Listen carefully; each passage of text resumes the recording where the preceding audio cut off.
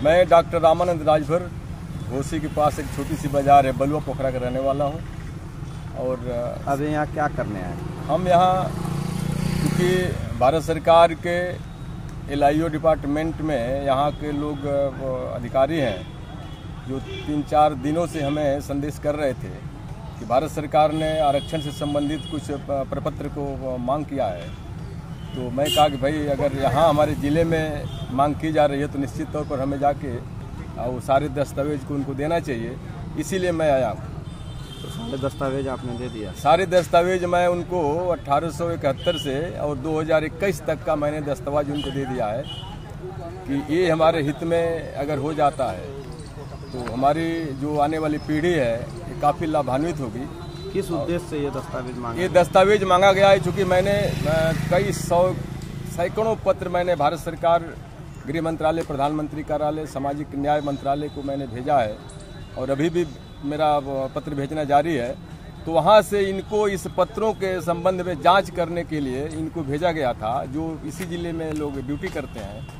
इस हिसाब से मैं आया कि मैं इनको दे दूं कि यहाँ से ये प्रेषित करेंगे तो विभाग के चूँकि जाते हैं अधिकारी भेजते हैं तो उनका महत्व अलग होता है। हम लोग सामाजिक कार्यकर्ता हैं, हम अगर कहीं भेजते हैं तो उसका महत्व कम होता है, इसलिए मैं आके उनको सारा प्रपत्र दिया। अपने समाज की आवाज़ों को इतना आप उठा रहे हैं जी, कहाँ तक सफलता मिली है? देखिए, हमें जो हमको करना है वो हम कर रहे हैं। हमें दुख हमारे नेतृत्व से है, जो हमारे लीडरशिप है, जो पदों पर लोग हैं, ये अपने आप को सांसद विधायक तो बन जाते हैं, लेकिन जहाँ से जिस पीड़ा को लेके जिस समाज के लिए ये लोग आते हैं उस समाज को पूरी तरह से छोड़ देते हैं और ये हमारे लिए सबसे दुखद है।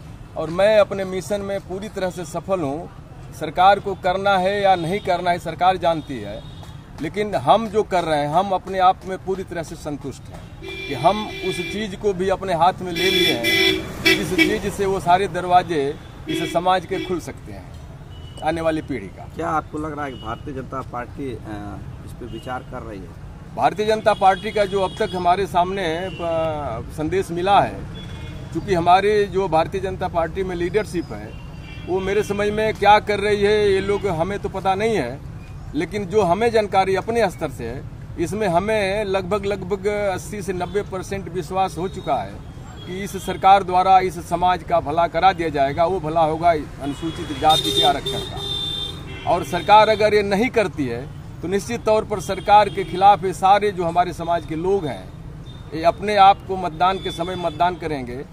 इसलिए हमें उम्मीद जरूर है कि सरकार इस चीज़ को गंभीरता से लेगी और हमारी जो भी मांग है इसको पूरा कर देगी। सुहेलदेव भारतीय समाज पार्टी के राष्ट्रीय अध्यक्ष के द्वारा महापंचायत की गई जी, जबकि उनके बड़े बड़े लुभावने बताए गए लेकिन उनके आरक्षण के बारे में नहीं बताया गया, क्या कहना चाहिए? सर, बड़े बड़े लुभावने बताने का जो राजनीति करते लोग हैं, जो लोग अपने झंडा को मंचों से अपने लोगों को, जो सीधे साधे लोग हैं उनको एकत्रित करके जयकारा करवाते हैं, वो लोग ये नहीं समझ पाते हैं कि हम जो जयकारा कर रहे हैं इसके पीछे हमारे पुराने वाली पीढ़ी का क्या भला हो सकता है।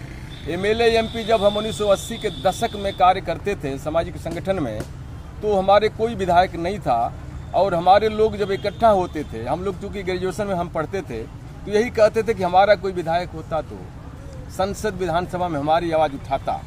अब तो दर्जनों सांसद विधायक मंत्री हो चुके, आज फिर वही कहानी दोहराई जाए।